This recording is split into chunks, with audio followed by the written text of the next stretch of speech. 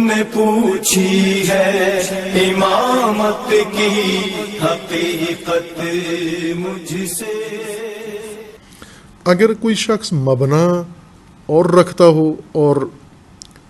نظریہ نظام کے متعلق اس کا کوئی اور ہو، مثلا جیسا ہے ابھی، اور قرآن کریم نے سورہ مبارکہ نساء میں اس تضاد کی نشاندہی کی ہے اور فرمایا ہے کہ کیا آپ نے دیکھے ہیں، آیا 60 کے اندر سورہ مبارکہ نساء میں، کیا آپ نے دیکھے ہیں ایسے لوگ جو اس تضاد کا شکار ہیں کہ ان کا اعتقاد کچھ اور ہے اور حاکمیت میں نظام ان کا کچھ اور ہے۔ مثلا وہ الوہیت اللہ کے بھی قائل ہیں اور حاکمیت طاغوت کے بھی قائل ہیں۔ یہ متضاد طبقہ یا تضاد کا شکار طبقہ آپ نے دیکھا ہے سورہ مبارکہ نساء میں آیا 60۔ الم تر الی الذین یزعمون انہم آمنوا بما انزل الیک وما انزل من قبلک، کیا آپ نے ایسے دیکھے ہیں، کیا نہیں دیکھے ایسے افراد جن کا گمان یہ ہے کہ یہ مومن ہیں جو کچھ آپ پر نازل ہوا ہے رسول اللہ صلی اللہ علیہ وآلہ وسلم پر، اور آپ سے پہلے جو کچھ آئین و دستور اللہ کا نازل ہوا ہے یہ اسے مانتے ہیں، ایمان رکھتے ہیں۔ یہ ایک طرف سے ہیں، گمان یہ کرتے ہیں، یریدون ان یتحاکموا الی الطاغوت، اور ارادہ ساتھ یہ رکھتے ہیں کہ حاکمیت کی صورت میں حاکم طاغوت ہو ان کا، طاغوت جسے اللہ نے نہیں بنایا، جو الوہیت اللہ کی وجہ سے نہیں آیا بلکہ غیر اللہ کی طرف سے آیا ہے۔ طغیان قانون خدا و الوہیت خدا میں طغیان حاکمیت میں کر کے خود حاکم بنا ہے یا اسے کسی اور منبع نے حاکم قرار دیا ہے۔ یہ تضاد کہ حاکمیت طاغوت کی ہو اور ایمان اللہ کے اوپر، ایمان ما انزل اللہ کے اوپر، یہ وہ اصل مشکل ہے جس کی نشاندہی قرآن نے کی ہے کہ قاعدے کے مطابق تو یوں ہونا چاہیے تھا کہ جو بھی اللہ کی الوہیت کا قائل ہے وہ حتماً امامت کا قائل ہو۔ تلازم ہے اس کے اندر، منطقی تلازم ہے، عقلی تلازم ہے، یعنی یہ ایسے لازم و ملزوم ہیں جیسے آگ اور گرمی یا آگ اور حرارت ہے۔ جیسے آگ سے حرارت کو آپ دور نہیں کر سکتے، اسی طرح الوہیت کو امامت سے علیحدہ نہیں کر سکتے آپ، الوہیت اللہ اور نظام امامت۔ لیکن اگر کوئی یہ کر دے یہ کام، مثلا وہ قائل ہو کہ آگ ہے لیکن حرارت نہیں ہے، گرمائش نہیں ہے، یا سورج نکلا ہوا ہے لیکن دن نہیں ہے، جس طرح تلازم ہے سورج کے طلوع میں اور دن کے نہار کے طلوع میں، اگر کوئی شخص تضاد کا شکار ہو جائے، تضاد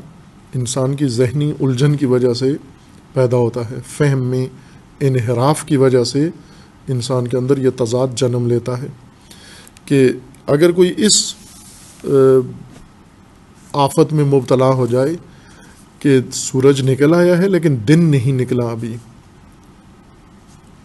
یہ ایک پیچیدہ صورت ہے۔ قرآن کریم نے اس آیہ شریفہ میں سورہ مبارکہ نساء کی آیت میں اسی مبتلا بیمار انسان کی طرف یا بیمار گروہ کی طرف اشارہ کیا ہے۔ کیا دیکھے ہیں ایسے لوگ، ایسے عجوبے جو ایک طرف سے گمان رکھتے ہیں کہ ان کا ایمان ہے ما انزل اللہ پر، اور دوسری طرف سے حاکمیت طاغوت کا بھی ارادہ رکھتے ہیں۔ اب یہاں پر جب یہ نشاندہی قرآن کریم نے کر دی ہے کہ یہ تضاد پیش آ سکتا ہے اور تضاد آ گیا ہے ان کے اندر، بنیادی انحراف یہاں سے شروع ہو گیا ہے، یعنی حاکمیت اور ایمان ان دونوں کے تضاد کے باوجود یہ گروہ ان دونوں کو آپس میں ملا رہا ہے۔ قاعدے کے مطابق یہ ہونا چاہیے کہ اصولی طور پر حاکمیت اللہ کا جو قائل ہے، معتقد ہے کہ کائنات کا رب ہے، کائنات کا مالک ہے، کائنات کا خالق ہے اور وہ اللہ کی ذات ہے، اور وہی حاکم بھی ہے، وہی خالق انسان بھی ہے، اسی نے قانون بھی بنانا ہے، اسی نے حاکم بھی بنانا ہے، اسی نے قاضی بھی متعین کرنا ہے، اسی کے حکم سے یہ سب کچھ ہوگا۔ اگر یوں ہے تو یہاں پر اللہ کی حاکمیت کے علاوہ یعنی دین، امامت اور عدل، ان 3 ارکان کے علاوہ جو شخص اللہ کی خالقیت کا قائل ہے، الوہیت کا قائل ہے، وہ ان 3 ارکان یا 3 نظام کے علاوہ وہ معتقد نہیں ہو سکتا۔ اللہ کی الوہیت کا لازمہ یہ ہے کہ وہ دین کا بھی قائل ہو اور دین کو بے حیثیت دستور مانتا ہو۔ دوم، امامت کا بھی معتقد ہو کہ اللہ کی طرف سے حاکم امام ہوتا ہے۔ اور تیسرا، عدل الہی کا بھی قائل ہو کہ خداوند تبارک و تعالیٰ نے اس قانون کے اوپر انحراف کی صورت میں عدالت کا بھی نظام مقرر کیا ہوا ہے۔ اور اگر کوئی اللہ کی الوہیت کا قائل نہیں ہے خدا نخواستہ، تو اس صورت میں وہ دین کا بھی معتقد نہ ہو، وہ امامت کا بھی معتقد نہ ہو، اور وہ عدل کا بھی، عدل الہی کا بھی اعتقاد نہ رکھتا ہو۔ پہلی صورت میں کہ اگر وہ اللہ کی الوہیت کو مانتا ہے، اللہ کے دین کو بھی مانتا ہے، دستور کو، اور اللہ کی طرف سے منسوب امام کو بھی مانتا ہے، اور اللہ کے بنائے ہوئے نظام عدل کو بھی مانتا ہے، عدالت کو بھی تسلیم کرتا ہے، یہ مومن کہلاتا ہے۔ اور اگر اللہ کی الوہیت کا قائل نہیں ہے، نتیجتاً دین کا بھی معتقد نہیں ہے، اور اسی طرح امامت کا بھی قائل نہیں ہے، اور عدالت کا بھی قائل نہیں ہے، اس شخص کو کافر کہتے ہیں، یہ کافر ہے۔ خوب، یہ دونوں پیچیدہ نہیں ہیں، نہ مومن ورنہ کافر، دونوں اپنے مبنا کے مطابق ہیں، دونوں کے اندر تضاد نہیں ہے۔ ایک بنیاد ہے مومن کی، اللہ کی الوہیت، اور اس کے اوپر قائم امارت،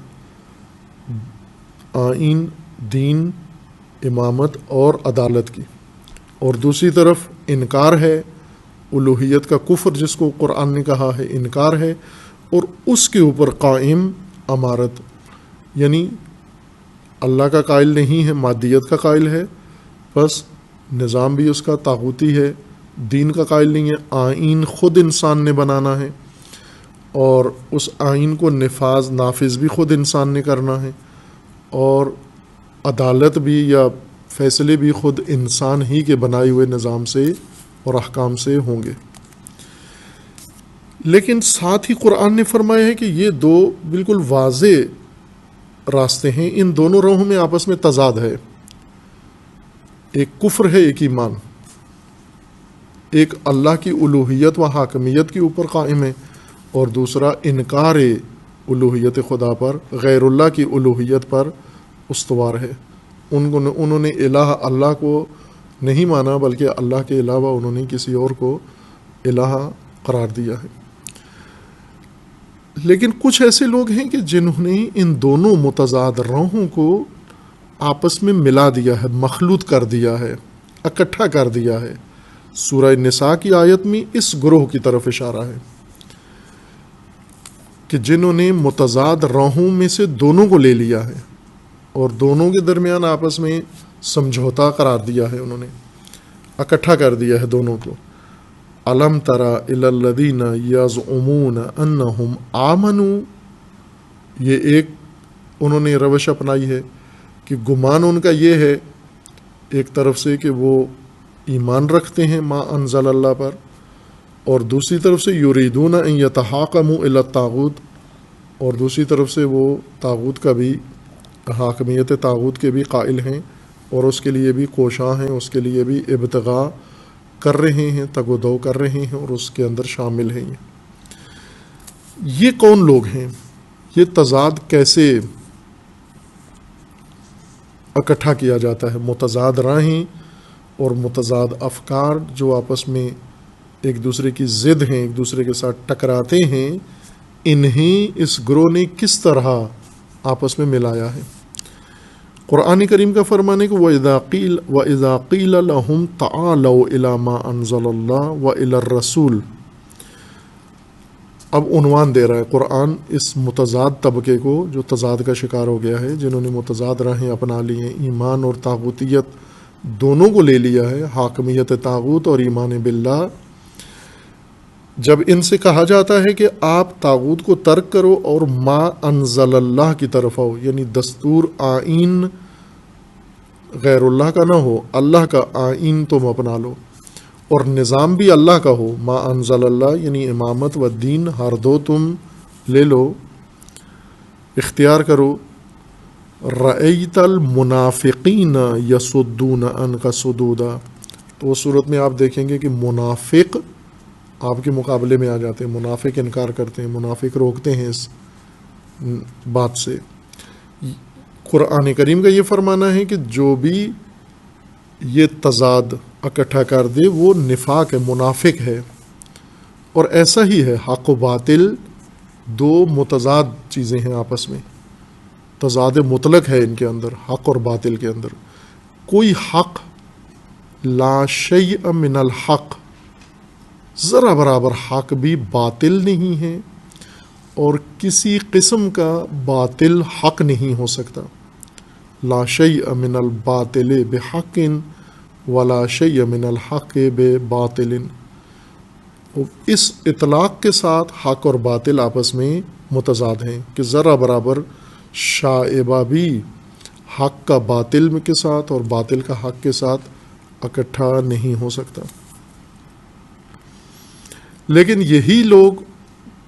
سورہ نساء میں جس گروہ کا ذکر ہے جو تضاد رکھتے ہیں، تضاد فکری رکھتے ہیں، تضاد عملی رکھتے ہیں، یہ قرآن فرما رہے کہ یہ منافقت سے ممکن ہے حق و باطل کو اکٹھا کرنا.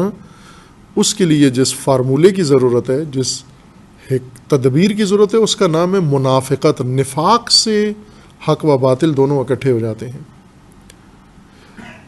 ایمان و طاغوتیت دونوں جمع ہو جاتے ہیں، ایک ساتھ اکٹھے کیے جا سکتے ہیں. لیکن اس حالت میں انسان خود اکٹھا کرنے والا منافق کہلاتا ہے. حق و باطل کو اکٹھا نہیں کیا جا سکتا، حق و باطل میں سمجھوتا نہیں کیا جا سکتا. ذرا برابر، معمولی برابر، مثقال برابر بھی حق و باطل کو آپس میں نہیں ملایا جا سکتا. اگر کوئی کسی نے ان کو جمع کیا ہے تو حق و باطل نہیں ملے، بلکہ اس کے اندر تضاد ہے، اس کے یہ شخص تضاد کا شکار ہے، یا یہ گروہ تضاد کا شکار ہے، یا یہ قوم تضاد کا شکار ہے. اور تضاد کا دوسرا نام قرآن نے نفاق رکھا ہے، منافقت رکھا ہے، کہ منافق کا مطلب یہی ہوتا ہے کہ دو متضاد راہوں والا، دو متضاد چہروں والا، دو متضاد شخصیات کا مالک، دو متضاد روپ و بہروپ رکھنے والا، یہی منافق ہے. مومن سری حق ہے اور حق پر ہے، کافر سری و کھلا منکر ہے حق کا. منافق وہ شخص ہے جس نے ایمان و کفر دونوں کو اپنے اندر اپنی ذات میں اکٹھا کیا ہوا ہے، یعنی اپنے گمان میں اکٹھا کیا ہوا ہے. اس لیے گمان کرتا ہے کہ میں مومن ہوں، اور رجحان رکھتا ہے طاغوتیت کی طرف، رجحان اس کا طاغوت کے ساتھ ہے. خوب، یہ نفاق عملی طور پر ظاہر ہوتا ہے اسی نظام حاکمیت کے اندر، الوہیت اللہ اور الوہیت جمہور. ان دونوں کو انسان باہم جمع کر دیتا ہے، اکٹھا کر کے ایک بنا دیتا ہے. امامت کی حقیقت مجھ سے، حق تجھے